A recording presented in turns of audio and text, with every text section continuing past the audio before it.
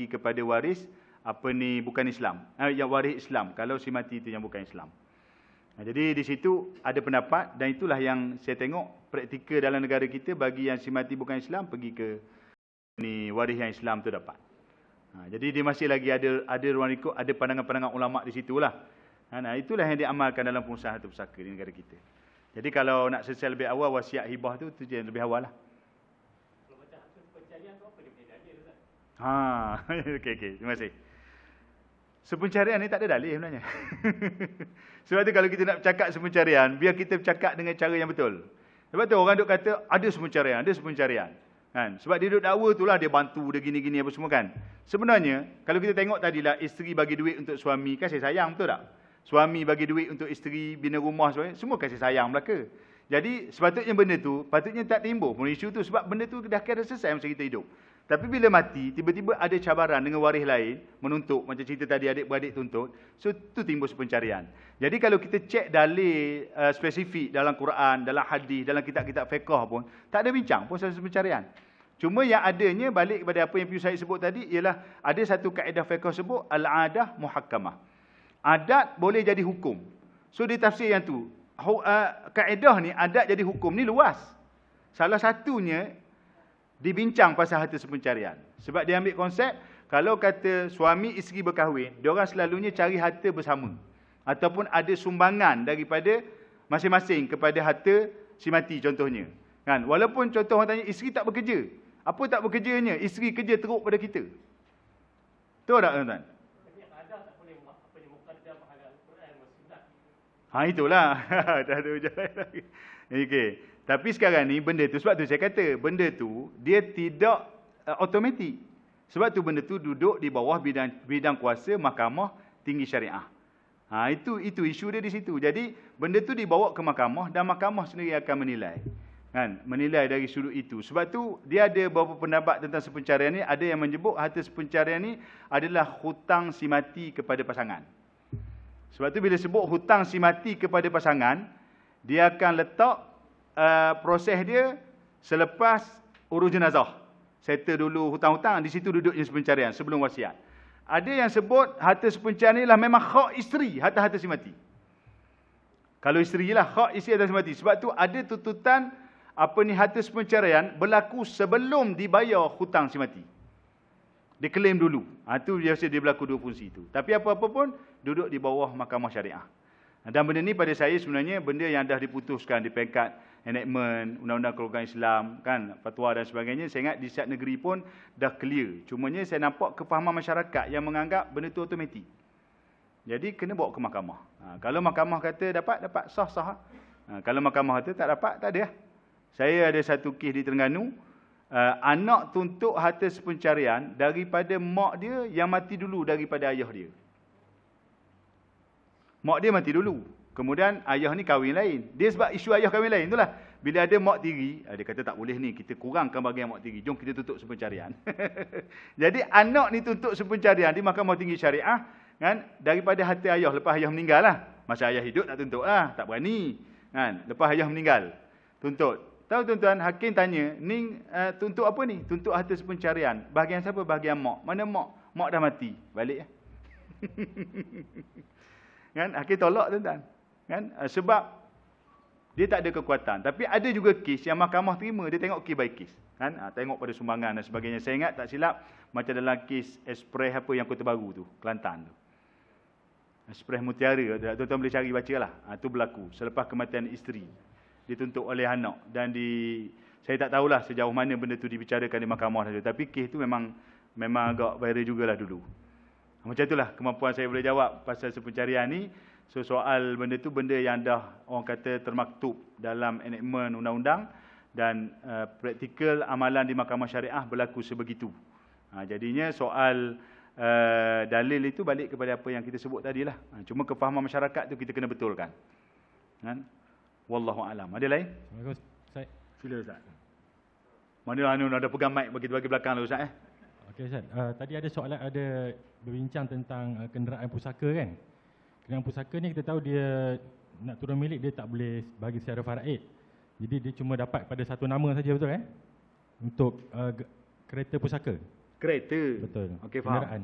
Jadi sebagai contoh, katakanlah si mati ni meninggalkan anak yang berumur.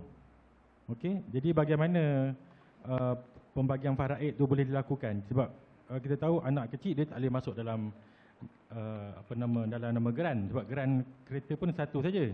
Okey. Satu nama saja kan. Jadi macam mana kaedah praktikal yang boleh dijalankan? Okay, itu pertama. Yang keduanya, apa pandangan Ustaz? Kita tengok dalam realiti masyarakat sekarang, bila berlakunya satu-satu kematian, contohnya suami meninggal kan, waris pada si mati tadi mungkin isteri ke atau anak dia ke, cepat-cepat mengeluarkan duit daripada akaun bank ke, sama ada dia tahu ATM card punya PIN number ataupun online banking, dia sengaja mengeluarkan awal-awal lagi. Apa pandangan Ustaz berkaitan Mana dia keluar selepas meninggal lah, selepas meninggal. Betul. Okey. Terima kasih.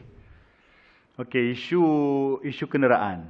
Okey, pertama kita kena faham tuan-tuan, kenderaan ni kalau sekiranya si mati ada harta takleh, tanah dan rumah, so kenderaan bawa masuk sekali dengan tanah dan rumah di pejabat pusaka lah. Okey, itu kalau berlaku begitu. Okey. Kemudian kalau kata dia memang tak ada tanah, tak ada aset yang takleh, tak ada tanah dan rumah, so kenderaan kena bawa ke ARB. Kan? Kemudian tu yang pertama. Yang kedua nak kena tengoklah kenderaan tu masih ada loan ataupun tidak. Itu satu lagi dia punya cabaran dia. Baik. Okey, kalau proses, saya kongsi pengalaman. Sebab saya nak menjawab, kalau kita pegawai pusaka, kita ada jawapan yang di peringkat tu. Tapi saya just share pengalaman. Dari segi hak, memang hak lah. So, kok mana pun, macam yang tuan sebut tadi, kita tak boleh kata tak ikut faraid. Kena tetap kok mana pun ikut faraid. Itu yang asasnya. Jadi, hak anak yatim berhumur tu kita kena jaga di situ. Cuma, dia macam ni. Okey. Bila bawa ke pejabat pusaka, kereta ni kok mana pun, bila libatkan waris bawah umur, okey, ada setengah keadaan, kes kalau melibatkan banyak harta yang lain dan semua tanah, rumah, duit dan sebagainya, dia akan latih pemegang amanah. Kan? Dia akan latih pemegang amanah. Jadi bila latih pemegang amanah, so akan terlibat sekali dalam tu. Okey, ada kes macam tu. Ada kes yang dia selesaikan, kereta tu diserahkan kepada seorang pemilik. Ada juga kes macam tu, diserahkan. Walaupun ada anak bawah umur, diserahkan sebab kereta ni susah tuan-tuan. Sebab dia nak orang kata dia kena letak tetap ada pemilik seorang. Jadi dia letakkan seorang pemilik waris tu, dan pegawai pusaka ada sebahagiannya menasihatkan supaya hak anak yatim tadi diambil kira dan dibayar bahagian dia. Okey. Kadang-kadang ada berlaku macam ni. Dia buat betul dah macam tu. Tetapi kadang-kadang agak longgar bila perintah keluar tanpa ada pengesahan daripada waris yang terima kereta tadi dah bayar bagi anak yatim tadi. Itu kelemahan berlaku. Tapi pengalaman saya di Terengganu, ada seorang pegawai pusaka dah pencen dah, dia tak akan keluarkan perintah. Dia sebut dalam cara kuasa, okey, awak boleh terima kereta tapi syarat awak kena bayar bagi anak yatim ni atas kadar dia. Hak lain boleh setuju, takharus. Anak yatim dia tak boleh lepas. Tapi dia keluarkan arahan bayar atas nilai anak yatim tu. Nilai betul lah. So kereta tu kalau nilai dia kena nilai betul. Bayar, dia kena kemukakan bukti dia dah bayar kepada anak yatim tadi. Kan, tengoklah masuk akaun bank dan sebagainya. Tengok macam mana cara bukti tu diterima dan baru dia keluarkan perintah. Itu antara teknikal di peringkat. Saya nampak itu atas pegawai lah. Tapi ada pegawai yang agak longgar, yang lepaskan macam tu je. Sehingga ada kes satu di Pahang, dia lepas macam tu, kereta tu akhirnya dia pakai, lepas tu dia jual. Habis mata, tak tahu ke mana dah. Hak anak yatim tadi terabai. Kalau mungkin dia bayar tu, alhamdulillah lah, dibayar di luar. Tapi benda tu tidak berlaku secara, orang kata, ikut prosedur betul lah. Okey. Yang kes di Amanah Raya pula, kalau melibatkan harta alih sahaja, kenderaan sahaja, pun sama sebenarnya. Cuma kadang-kadang kita tengok praktikal di Amanah Raya, mungkin mana Ustaz Fikri, tak ada Ustaz Fikri. Ustaz Fikri ada, mungkin Ustaz Fikri boleh share sikit lah. Pengalaman, dia tengok berapa kenderaan yang ada. Kalau kenderaan tu ada sebiji je, dia lepas. Isteri ada, dia lepas isteri. Kalau ada 3 biji ke 2 biji, satu tu dia akan bagi arahan untuk settle bayar kepada anak bawah umur tadi. Itu saya kongsi pengalaman. Tapi kok mana pun dari segi hukum, teknikal berlaku macam itulah. Dari segi hukum, tetap wajib kepada orang yang terima kereta tadi, dia kena bayar bahagian anak yatim tadi. Sebab dia ada hak. Dia nak terima kereta tak boleh lah. Kan? Dia nak melepaskan hak pun tak boleh, tapi ganti dalam bentuk nilai tadi. Okay, itu macam itulah. Ustaz ada pengalaman amanah raya yang anda cerita tadi? Macam tu lah. Kau ada pembetulan ke? Itu saya cerita dari sudut teknikal lah. Wallahualam. Rehat dulu. Soalan Ustaz dulu. Sila Ustaz satu.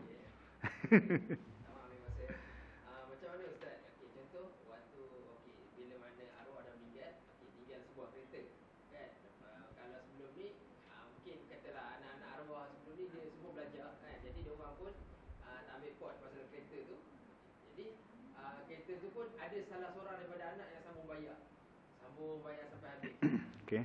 Bila kereta tu dah habis bayar, jadi anak-anak dah besar kan, dah ambil tahu pasal faraid semua, ada yang nak bahagian faraid mereka.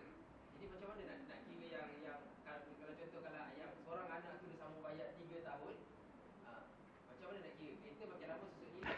Okey, faham. Lepas tu yang ini dah bayar contohlah 3 tahun 6,000 dah dia bayar. Macam mana nak kira? Okey, terima kasih. Teknikal betul lah ni. Sebab tu pokok pangkalnya yang saya sebut tadilah, silaturrahim antara waris tu sangat-sangat penting. Okey, si mati ada kereta. Kereta tu masih dalam loan. Jadi ada salah seorang anak ni dia sambung bayar. Sambung bayar lah. Kadang-kadang dia orang tak urus orang pesaka tu, dia sambung bayar dulu kan. Sambung bayar, katakanlah kereta tu loan 9 tahun. Dia sambung bayar, katakanlah 5 tahun dia sambung bayar. Contoh kita bagi contoh macam tu kan. Arwah baru guna 4 tahun. Dia sambung bayar selama 5 tahun. Dia bayarlah, dia bayar. Dan mungkin masa tu dia bayar tu, mungkin waris lain tahu, ataupun mungkin waris lain pun tak tahu. Dia ambil tindakan sebab mungkin adik-adik kecil lagi sebagainya. Sampai satu tahap, adik-beradik lain, waris lain claim, itu adalah pusaka ayah. Terutama bila dah habis bayar nak tukar nama. Contohlah kan. Sebab kereta ni, dia tak boleh tangguh lama. Proses dia, 3 tahun, tak boleh sambung road tax lah. Dia sangkut. Jadi mungkin kita kata selesai tahun bayar, nak tukar nama. Bila nak tukar nama, sangkut dengan waris lain. Bila sangkut dengan waris lain tuntut faraid. Sedangkan dia dakwa dia dah bayar. Kan, aku bayar habis ni. Kan, dia kata patutnya dia dapat kereta ni. Okey, pada saya lah. Saya pun ada pengalaman di sini. Pada saya, kita kena ambil kira juga atas hak si mati atas kereta tu. Sebab selama ni dia juga yang bayar. Dia beli, dia bayar dan kenapa nama dia.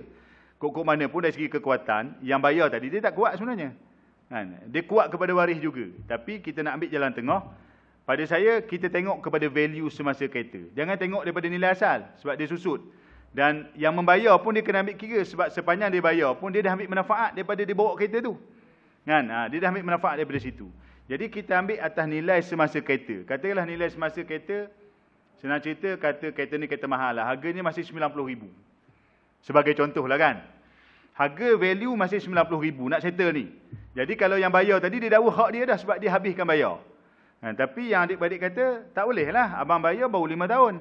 Kan? Hak 4 tahun yang ayah bayar tu daripada pusaka ayah kami nak. Jadi di situ, kalau kira mudah 90,000, mudahlah kita bahagi. Pada saya ikut persen, ikut peratus. Jadi 40,000 tu atas nilai value semasa, itu kembali kepada waris-waris lain. 50,000 yang dia bayar semasa 50 tahun pula, 5 tahun itu hak dia. Kita kena ambil jalan tengah macam tu. Runding. Tapi kalau waris pula, tak ada, aku nak tuntut atas 90,000 belaka. Letih lah tuan-tuan. Sedangkan yang tadi bayar, dia ambil kira juga. Mungkin dia bayar tu, waris-waris setuju bayar. Jadi teknikal tu nak kena ada orang tunjuk cara dan sebagainya, supaya benda tu boleh selesai dengan baik. Wallahualam. Boleh kita break dulu? Wallahualam. Terima kasih kepada Fadil Ustaz Khusairi atas penerangan yang sangat baik itu. Okay, kita berhenti dulu untuk berehat. InsyaAllah kita akan sambung selepas solat zuhur nanti. Tuan-tuan dibenarkan untuk, bukan dibenarkan, tuan-tuan dipersilakan untuk